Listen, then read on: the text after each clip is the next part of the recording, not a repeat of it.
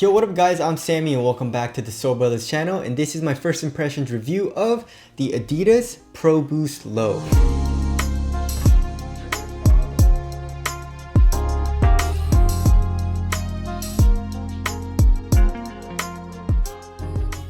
So this shoe is going for 110 bucks. It's pretty much budget price, and it's a good looking shoe. And also another thing that probably a lot of you are wondering about is the full length Lightstrike, and not only that, there's supposed to be a drop-in full length boost in here, and that's also what got me very interested in this shoe. And I feel like Adidas is trying to replace the Pro Bounce line. You know, it's kind of like a team shoe. If you guys do want to cop, I'll leave a link in the description box, but let's get it started off with the traction. So for the outsole pattern, they're basically using a herringbone traction pattern throughout the entire outsole, and there's one little pod here, I guess where your big toe is, and it's this yellow color in this colorway. And also you have this orange colored pod that goes from the forefoot to the heel, and it says boost inside, which is kind of cool. So I tried this outsole on my wood floors, and it squeaks a little bit. It has a nice little squeak to it, and the bite seems okay. It doesn't seem as good as, like, you know, the Air Zoom BB NXT or like a top tier traction yet. Of course I need to break it in, and also just take that with a grain of salt, because the finish on my wood floors is a little different than actual indoor basketball courts.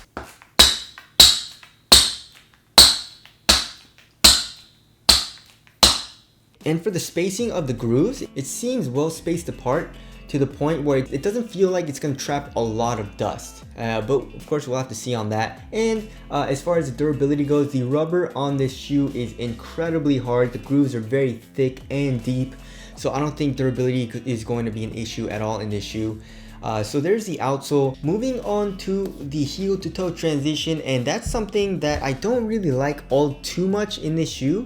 It's not all that bad though. So here in the heel you have a nice rounded shape, so it doesn't feel clunky or anything, and you have the cushioning, which is pretty damn soft, so it doesn't feel clunky in the heel. And of course they kept it flat here in the forefoot, which I'm not a huge fan of, but it's okay in this shoe, right? As you guys can see, the curve up here isn't crazy, but it's not that bad, especially comparing it to like the Dawn Issue 1. But also there is a lot of flex here in the forefoot, so it doesn't feel like super clunky, and it doesn't feel very stiff or anything. It feels actually pretty fluid and all that, but it still feels like a floor slapper just a little bit. But to be honest, I feel like this isn't going to be a huge deal for me, you know, especially when I'm playing it. So there's the heel to toe transition. Moving on to the cushioning, which of course I was very excited about. So like I said, it's full length Lightstrike, and you guys can see it, it's in the midsole, right? And it's this cool like beige off-white color, and here on the lateral side you have this orange stripe that goes throughout the entire midsole, and it ends here into the heel. So where is the boost, right? That's probably what you're asking. And if we look here, there is an insole. The insole is pretty cool. There's a nice little graphic on it, and the insole is pretty trash. You know, Adidas does their really thin paper stock insoles.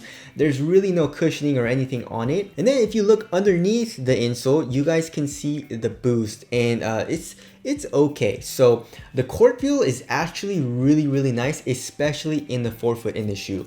The heel, it kind of comes up a little bit, and you can definitely feel that there is a little bit of an offset. Nothing crazy though. And if you look here in the strobo board, you can see the boost, but there is a circle cutout here in the heel. It's a very small circle cutout. And if you feel the actual strobo board, it's super stiff. Like if I try to feel the boost with my finger, I kind of really can't, which I don't know why they do this, but you know, that's what Adidas does. They make a really nice cushioning setup and ruin it with a really hard strobo board. Like for example, in that shoe, the Anti-Shock the Game 4.0, they have a really soft cushioning setup, and if you feel the strobo board, it's actually pretty soft. So if you press your finger onto the strobo board, you can actually feel a little bit of a compression, right? But that's not the case here in this shoe. The strobo board is very heavily glued down, and you can't feel the boost anywhere besides where this circle cutout is here in the heel. And it's like I said, it's a very small circle cutout, so I can feel the cushioning in the heel. It's actually pretty nice. It definitely doesn't feel soft as far as like underfoot cushioning, but I can feel the boost like compressing. So for example, if this is my foot and this is like the strobo board and this is like the boost right here, it's pretty stiff here underneath my foot as far as like the underfoot cushioning goes. but then like the boost kind of like is compressing. So that feels pretty nice. And of course the Lightstrike also does compress, but I just wish they would have made the strobe board just a little bit softer. You don't even have to go crazy like a zoom strobel or something, you know, just make the strobe board a little bit softer. But of course we'll have to see, you know, hopefully when I break it in, the strobe board gets a little bit softer, the glue breaks down a little bit, and the step and comfort gets a little bit more comfortable. We'll have to see on that. And of course I'm not saying it's a bad cushioning setup. It's soft, it's comfortable and all that, but it's just not as nice as I thought it was gonna be, you know, just from a first impression standpoint. So there's the cushioning. As far as the materials go, so they're using pretty cheap materials here in the toe box area. So you have this pretty big overlay, and I don't really like materials too much being in the toe box area because I like to have that part pretty minimal. And of course you don't really need support here on top of the toe, right? I guess besides like if you want like a little bit of padding there for when people step on your feet, then that's good to have. But to be honest, for me personally, I like to have a minimal,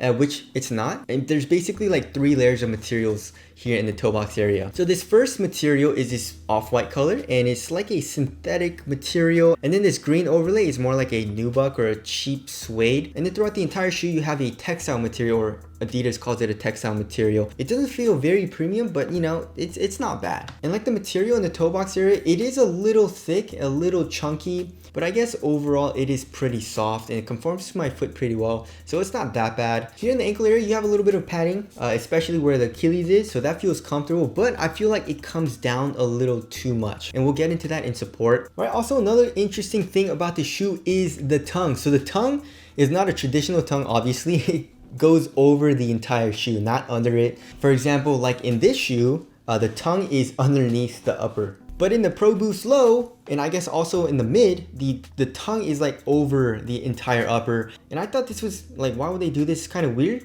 but it's actually pretty dope. So it's basically a one booty upper. You know, like, so if you look at the upper, it's connected here in the middle by this elastic strap. And that elastic strap kind of like stretches over your foot and it feels really, really nice. I don't know why, but for some reason, I really like materials stretching over my foot. It feels comfortable, it feels snug, it improves the fit. So I really like that. And of course, you can't just have an elastic strap because, I mean, I feel like if you had the laces here and you tighten it, it would be uncomfortable and the laces would be tight on your foot. So they fixed that with this tongue. And the tongue has a little bit of padding, not a crazy amount. And I feel like this system is really good. And I feel like all shoes should have this system. You know, it's really, really nice. And I feel like it's even better than a shoe that has like a half booty tongue construction, or even just like a one booty upper. Because this system kind of allows you to have like that stretchy fit over your foot, but also a tongue. You know what I'm saying? Like an independent tongue kind of, but not really. And as for eyelets, you have like these lace loops. You have like these flywire cables, even though of course it's not flywire, it's Adidas.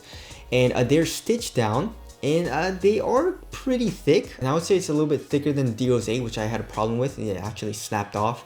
I wish Adidas would stop doing this, or maybe make the cable a little bit thicker. And also you have flat laces, and also on the tongue you have the same graphic that's found on the insole, which I think is a cool touch. And you have this Adidas logo, which has this like gel type of thing on it. And here on the lateral and medial side, you have the Adidas logo, or the 3 stripes. And here on the lateral side in the ankle area, you have a tag that has the Adidas logo as well. Of course, a pull tab, which is made out of a very, very cheap synthetic suede. Moving on to the fit, I went true to my Adidas size and it runs a tiny bit long. So if you want a very, very snug fit, I would suggest going down half a size, but just watch out for that because it'll be pretty damn snug. I feel like your toe is gonna be right at the edge. It might even be a little bit uncomfortable, so just watch out for that. Width-wise, I would say it's a little bit narrower than normal. So slightly narrow, and watch out if you're a wide footer. And the toe box area is pretty damn tight, which I like. And I feel like, you know, this material is not really gonna stretch out at all over time, you know, once you break it in. So the fit that you get is the fit that you'll have probably throughout the entire lifetime of the shoe. So just make sure you like the fit when you first get the shoe. And so for me, the fit is actually pretty damn nice. It's a little long, but it's not that big of a deal. I especially like the snugness of the toe area as well as the width. And also putting the shoe on is really, really easy. You have this very, very large heel tab and the tongue actually opens up. So the tongue is stitched to this elastic strap. And if you open up the tongue, it kind of opens up that elastic strap, as you guys can see. just slide your foot in and just tie up the laces and you're good to go. Alright, moving on to the support and lockdown, I feel like it's going to be very, very good. This Lightstrike is actually coming up as a sidewall. It's actually not this thick. So here in the forefoot, as well as basically throughout the entire lateral side, this Lightstrike comes up a lot. You're definitely not sitting on top of all of this, right? And also you have an internal TPU heel counter, so lateral containment seems like it's gonna be good. You have a very, very flat and wide base. Look at how wide that thing is. Like the rubber and the midsole come out a lot on the lateral side, so that's good for lateral stability. So I feel like support and lockdown is not going to be an issue in this shoe. All right, moving on to the weight, I feel like this shoe is going to be average, maybe a little bit heavier than average, like 13 ounces. It is using Boost and synthetic material, so yeah, 12.84 ounces, that's pretty much average weight. And yeah, I mean, the material definitely doesn't feel as minimal as I would like, but you know, I would say it's okay. It's definitely not super bulky or anything. And there is pretty minimal padding throughout this entire shoe, besides, I guess, here in the ankle area. One thing that I forgot to mention is this heel part. So like I was saying, this heel padding is nice, but it comes down pretty damn low into the heel. Right, so for example, the Zoom Freak 2, there is also a good amount of padding in the ankle area, but it basically stops in the middle of the ankle area right here. Obviously, you guys know what a foot looks like, right? So you have the heel, and then you have your Achilles right here, which is kind of narrow, right? So this padding kind of goes down all the way into where like the ball of your heel is. And it doesn't really lock down the heel that well. Versus in the Zoom Freak 2 where the padding cuts like halfway down, that kind of contains your heel. So like if this is your heel, like the ball of your heel, the padding kind of goes like this and like locks your heel down. And the Pro Boost Low kind of doesn't do that. So I felt a little bit of heel slippage. All right, moving on to the aesthetics. They did a very, very good job on the aesthetics on this shoe. It's a great looking shoe. I really like the aesthetics of the toe part. You know, like I said, I don't really like having materials here, but I do like the aesthetic of it. And I guess the tongue isn't that bad. And this colorway is pretty damn dope as well. So tell us what you guys think of the aesthetics down in the comment section below. So yeah, for a first impressions, it's not looking that bad, especially for 110 bucks. I was a little let down, like I said, here for the cushioning, but it's still pretty nice. So I feel like this is going to be a solid performer. Is this going to be a top performer? We'll have to see. Of course, I'm going to need a plane and all that. So again, if you guys do want to cop, I'll leave a link in the description box. But that's it. Thank you guys for watching, and I'll see you guys in the next one.